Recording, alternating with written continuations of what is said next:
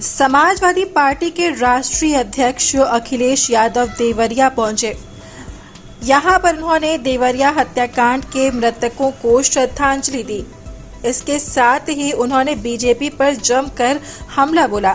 सपा अध्यक्ष अखिलेश यादव ने देवरिया घटना पर कहा कि जो सरकार शून्य सहिष्णुता की बात करती थी, उसे कई अधिकारियों को निलंबित करना पड़ा। यदि अधिकारियों को निलंबित करना पड़ा है तो सरकार ये बात स्वीकार कर रही है कि इस मामले में अधिकारियों की नाकामी रही है।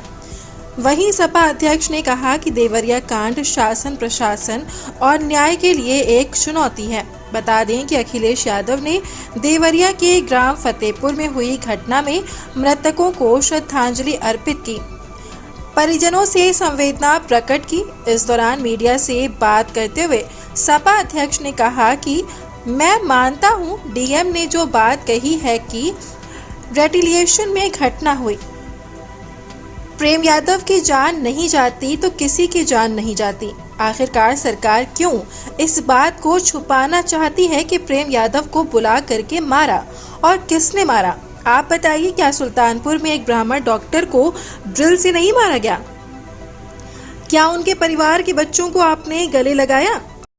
देखिए, मैं डीएम के स्टेटमेंट को मैं मानता हूं। डीएम ने जो बात कही कि रिटेलिएशन में वो घटना हुई और उस समय किसके मन में, किसके दिमाग में क्या था, किस वजह से अंधकार छा गया और फिर उस घटना की वजह से घटना हुई है।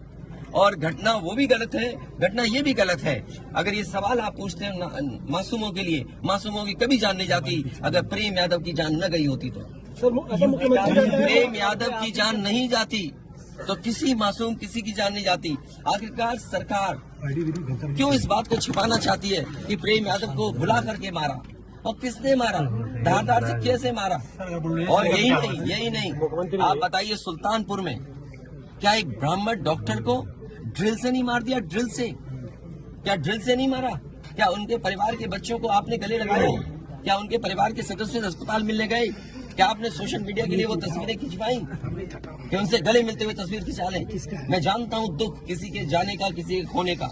आज हम जरूर इस परिवार के साथ हैं या और लोग हैं, लेकिन जब वो अकेले बैठेंगे कभी याद आएगी उनके परिवार के सदस्य की, तो उन पर क्या गुजरेगी, सोचिए आप। इसके साथ ही अखिलेश ने कहा कि वो परिवार नहीं मिलना चाहता, वो उसकी भावना है। हो सकता है उसके बेटे की भावना ना भी हो। कुछ नेता हैं जो उसको समझा रहे होंगे। जब बुलडोजर से किसी की माँ बेटी को जला दिया गया, आप उस परिवार से मिलने नहीं गए। उस बेटे को सरकार ने ठंड में नंगा किया था। मैं तो कहता हूँ उस बेटे से क्यों नहीं मिलते हो जाकर। वहीं मैं जानता हूँ यार नवीन भाई तो और ये बात आप भी जानते हो।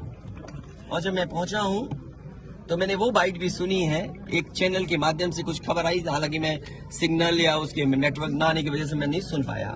जो बात मुझे समझ में आई कि वो परिवार नहीं मिलना चाहता, ये उसकी भावना है और उसको उसकी बेटे की भावना नहीं हो सकता हो।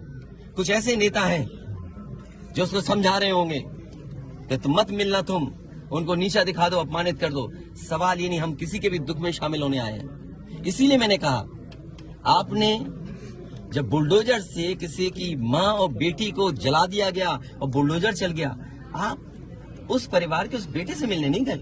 उस बेटे को इस सरकार ने ठंड में नंगा किया था।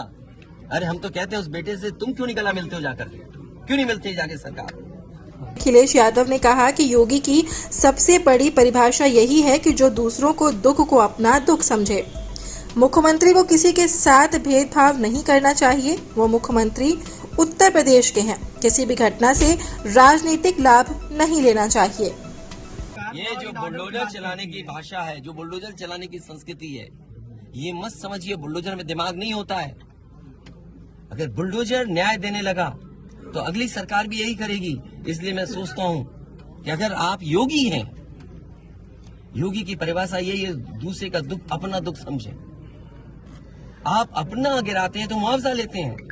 आपकी किसी की हिम्मत हो अगर ये बात की कि उन्होंने अपनी बिल्डिंग गिराई और कितने करोड़ मुआवजा उठाया, अगर आप इसे बुलडोजर चलाना चाहते हो तो उतना ही मुआवजा देना जितना मुआवजा आपने खुद लिया है सरकार।